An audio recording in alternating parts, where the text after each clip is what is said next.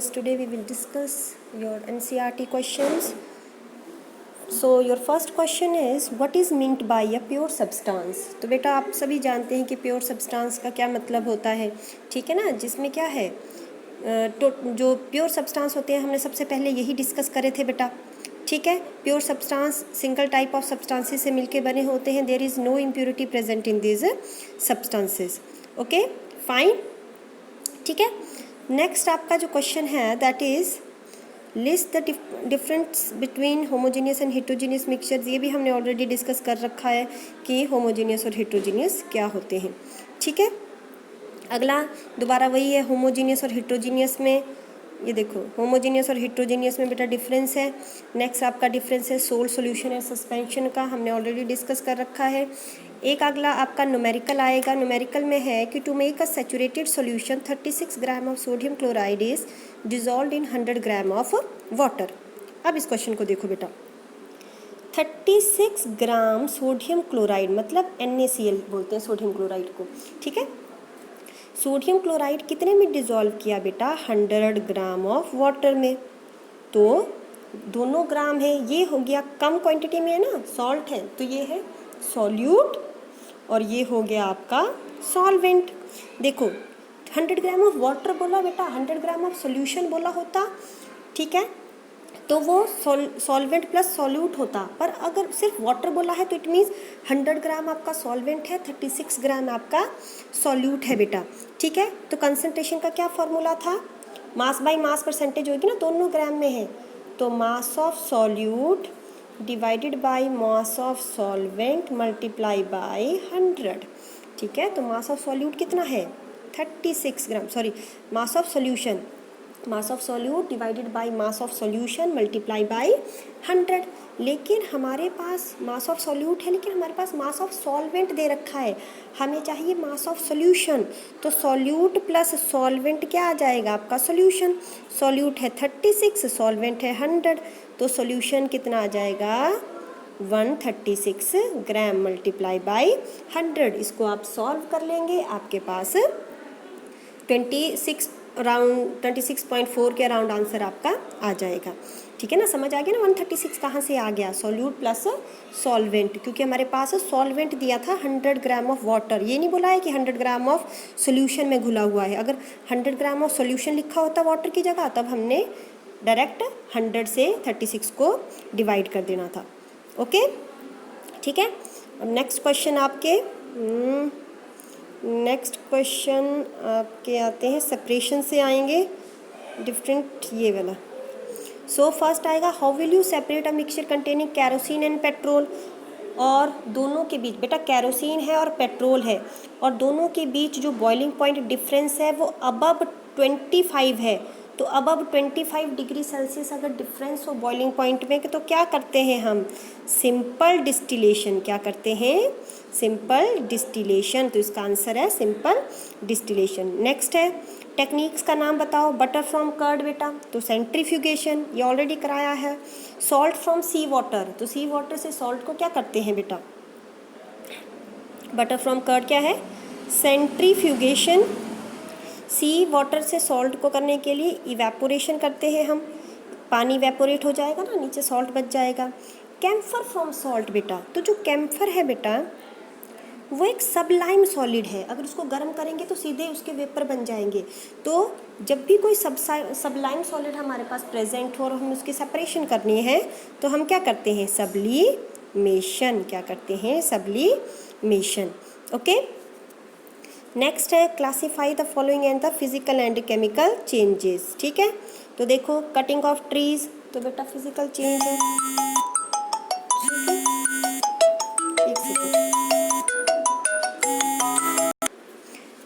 Okay. तो first है cutting of trees, तो cutting of trees is a physical change. Melting of butter in a pan, तो बेटा melt, butter को सिर्फ मेल्ट कर रहे हैं हम, बटर की प्रॉपर्टी चेंज नहीं हो रही हैं, ठीक है, तो it is a physical change. Rusting is a chemical, तो पहला फिजिकल, दूसरा भी फिजिकल, तीसरा रस्टिंग ऑफ एल्मीरा इज़ अ पहला फिजिकल, दूसरा भी फिजिकल, तीसरा रस्टिंग ऑफ एल्मीरा क्या आएगा? Chemical. Boiling of water to form, अब पानी बॉयल होकर स्टीम बना रहा है, रह तो पानी ही रहा है ना, तो फिजिकल। अब पासिंग इलेक्ट्रिक करंट, जब हम इलेक्ट्रिक करंट पास करते हैं वाटर से तो बेटा वाटर हाइड्रोजन और ऑक्सीजन में टूट जाता है, तो वो क्या है, एक केमिकल चेंज है, क्योंकि वाटर से क्या बन रहा है, हाइड्रोजन अलग से बन गई और ऑक्सीजन अलग से बन गई। कॉमन सॉल्ट को पानी में घोला, कोई कुछ नहीं हुआ, इवेपोरेट किया, सॉल्ट बच जाएगा, तो फिजिकल चेंज। फ्रूट सलाद बना रहे हैं, फिजिकल चेंज, ठीक है, okay. Next is try segregating the things around you as a pure substances and mixtures, ये आपका नॉर्मल सवाल है, अपने आसपास की चीज़ों को आप डिफ्रेंशिएट कर सकते हैं कि कौन सा प्योर सब्सटेंस है और कौन से मिक्सचर है। तो जैसे सॉइल मिक्सचर आ जाएगा, एयर आपका मिक्सचर है, ठीक है ना, आपका नमक जो है वो क्या है, वो प्योर सब्सटेंस है, ठीक है, ओके। सो नेक्स्ट आपके जो क्वेश्चंस आएंगे बेटा ये वाले आएंगे, ठीक है ना। सेपरेशन कैसे कर सकते हैं, तो सोडियम क्लोराइड को वाटर से दोबारा evaporation, ammonium chloride sodium chloride में घोला है, तो अमोनियम क्लोराइड अगेन जो है बेटा सबलाइम सॉलिड है, तो इसके लिए क्या इस्तेमाल करेंगे, सब्लिमेशन। इंजन ऑयल में आपके मेटल पड़ा हुआ है, ठीक है ना, तो उसको क्या कर सकते हैं बेटा हम, सिंपल फिल्टर करके, मेटल के पीसेस ऊपर रह जाएंगे छन्नी में ना, सीव पे ऊपर रह जाएंगे वो। पिगमेंट्स ऑफ फ्लावर, अभी हमने पिछले लेक्चर में किया, पिगमेंट ऑफ फ्लावर के लिए क्या होता है बेटा, क्रोमेटोग्राफी, है ना। Butter from curd, again centrifugation. Oil from water, oil for water, मैंने क्या बोला, जब ऑयल और वाटर के लिए बताया था ना, वो एक सेपरेटिंग फनल थी, नीचे एक नोब जैसा लगा था, इस तरह की एक सेपरेटिंग फनल थी, ऊपर ऑयल था, नीचे पानी था, है ना, करा था ना वो, ठीक है, तो वो है separating funnel. Tea leaves from tree, तो सिंपल फिल्ट्रेशन। आयरन पिन घुस गई है अगर सैंड में, तो मैग्नेटिक सेपरेशन आएगा, मैग्नेट घुमा देंगे, आयरन उसके साथ चिपक जाएगा। Wheat grain from husk, winnowing, देखा है ना बेटा, पंखा लगा के ऐसे ऐसे हस्क को उसमें घरों में करते हैं ना, उससे कि जो उसका कणक के बीच में जो डस्ट पार्टिकल होते हैं वो उड़ जाते हैं, ठीक है ना। मड पार्टिकल्स है तो नॉर्मली सेडिमेंटेशन कर देंगे उनको, ठीक है ना। ये बेटा आप खुद करेंगे, टी बनाएंगे तो उसमें कौन सॉल्यूट है, कौन सॉल्यूशन है, कौन है, तो ठीक है ना। पानी लिया तो वो सॉल्वेंट है, अगर उसमें चाय पत्ती डाली तो वो सॉल्यूट है, दोनों का मिक्सचर क्या बना, सॉल्यूशन बना। तो ये आप खुद करेंगे ये क्वेश्चन। नेक्स्ट क्वेश्चन है बेटा ये वाला, कि प्रज्ञा ने क्या किया, अलग अलग टेम्परेचर पे बेटा सॉल्युबिलिटीज़ टेस्ट करी, पोटाशियम नाइट्रेट की, सोडियम क्लोराइड की, पोटाशियम क्लोराइड की, अमोनियम क्लोराइड की, अलग अलग टेम्परेचर की। जैसे पोटाशियम नाइट्रेट 283 पे 21 है सॉल्युबिलिटी, 293 पे 32 है, 13, इस तरह से अलग अलग सॉल्युबिलिटी बेटा उसने टेस्ट करी हुई है, ठीक है।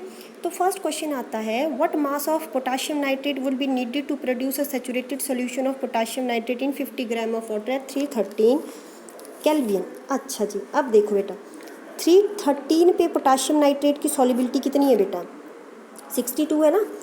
सॉल्युबिलिटी का मतलब कितना है कि 100 ग्राम में सॉल्युबिलिटी कितनी है पोटाशियम नाइट्रेट में, कितना पोटाशियम नाइट घुल जाता है 100 ग्राम में, 62 ग्राम।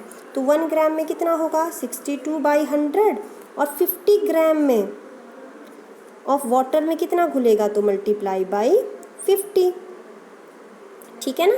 तो ये आपका आंसर आ जाएगा 36 इसका आंसर आ जाएगा कि 100 ग्राम में 62 है, तो 50 ग्राम वाटर में कितनी होगी, 36 आ जाएगा बेटा। नेक्स्ट है कि Pragya makes a saturated solution of potassium chloride, potassium chloride का सैचुरेटेड सॉल्यूशन बनाया इन वाटर एट 353, ठीक है ना, 353 पे, and leaves the solution to cool at the room temperature. What would she observe in the solution after cool? अच्छा, उसने एक saturated solution बनाया बेटा पोटाशियम क्लोराइड का, फिर उसको उबाला, फिर ठंडा कर दिया, तो उससे उसको क्या मिलेगा, तो मैंने तुम्हें क्या बताया था, ये कौन सी प्रोसेस होती है, क्रिस्टलाइजेशन, कि किसी को पहले पानी में डिज़ोल्व किया, फिर उसको इवेपोरेट करा, फिर उसको ठंडा होने के लिए रख दिया, तो उसके क्या बन जाएंगे बेटा, क्रिस्टल्स बन जाएंगे, क्या बन जाएंगे, क्रिस्टल्स बन जाएंगे, ओके। सो नेक्स्ट क्वेश्चन है, find the solubility of each salt of 293 which has the highest solubility of the temperature. तो सॉल्युबिलिटी कैसे निकालेंगे आप सबकी, सॉल्युबिलिटी आप कैसे निकालेंगे, सबकी सॉल्युबिलिटी कितने पे पूछिए, 293 पे, तो ये वाली पे सबको डिवाइड कर को 100 से, 32 डिवाइडेड बाई 100, मतलब 100 ग्राम में कितनी सॉल्युबिलिटी है, 32। फिर ये पोटाशियम नाइट्रेट की है, पोटाशियम नाइट्रेट की, फिर सोडियम क्लोराइड की 36 डिवाइडेड बाई 100, फिर आगे 35 डिवाइडेड बाई 100, अमोनियम क्लोराइड की 37 डिवाइडेड बाई 100। तो सबसे ज़्यादा सॉल्युबिलिटी किसकी आएगी बेटा? अमोनियम क्लोराइड की सॉल्युबिलिटी सबसे ज़्यादा आएगी, क्योंकि 36 ग्राम डिज़ोल्व कर रहा है 100 में, तो सबसे ज़्यादा डिज़ोल्व कर रहा है, मतलब सबसे ज़्यादा सॉल्युबिलिटी उसकी आ रही है। ठीक है, नेक्स्ट है what is the effect of temperature. तो टेम्परेचर जैसे हम इंक्रीज़ करते हैं तो सॉल्युबिलिटी इंक्रीज़ करती है जब तक कि, ठीक है, जैसे हम टेम्परेचर बढ़ाते हैं तो सॉल्युबिलिटी भी क्या होती है? इंक्रीज़ होती है बेटा। ठीक है, नेक्स्ट क्वेश्चन है एक्सप्लेन करना है फॉलोइंग टर्म्स को। ठीक, तो क्या है आपका? सैचुरेटेड, ये सब आप बेटा खुद करेंगे, डेफिनेशन है। क्लासिफिकेशन करना है, होमो और हेट्रोजीनियस कौन से हैं बेटा? होमोजीनियस मिक्सचर कौन से होंगे? होमोजीनियस मिक्सचर्स कौन से होते हैं? जिनमें फेज डिफ्रेंसिएशन नहीं होती है। तो ये बेटा सोडा वाटर आपका होमोजीनियस है, विनेगर आपका होमोजीनियस है, आपका जो है ये एयर होमोजीनियस है, ठीक है, फिल्टर टी भी आपका होमोजीनियस है। तो ये जो वुड है और सॉइल है ये आपके हेट्रोजीनियस मिक्सचर्स हैं। Okay, got it? ठीक है, नेक्स्ट आपका है how would you confirm that colourless liquid is use. अच्छा, कैसे पता लगेगा बेटा कि कोई कलरलेस लिक्विड जो है वो प्योर वाटर है? तो इसका पता लगेगा बेटा कि अगर वो 100 डिग्री सेल्सियस पे, बिल्कुल एग्जैक्ट 100 डिग्री सेल्सियस पे उबल जाता है तो समझ लेना कि वो प्योर वाटर है। और अगर नहीं उबलेगा तो इट मीन्स उसके अंदर क्या है? इम्प्योरिटीज़ हैं, क्योंकि इम्प्योरिटीज़ की वजह से बॉइलिंग पॉइंट चेंज हो जाता है बेटा। ठीक है, समझ आ गया? अगर 100 डिग्री पे इवेपोरेट कर गया, 0 डिग्री पे फ्रीज कर गया तो इट मीन्स प्योर वाटर है वो। ठीक है, अच्छा, प्योर सब्सटेंसेस क्लासीफाई करो। अच्छा, ये जो है बाकी बेटा ये आप खुद करेंगे, क्लासीफाई करने का काम खुद का है आपका। ये आपको सारा कुछ करवाया हुआ है कि कौन जो है प्योर सब्सटेंस है बेटा, कौन सा है।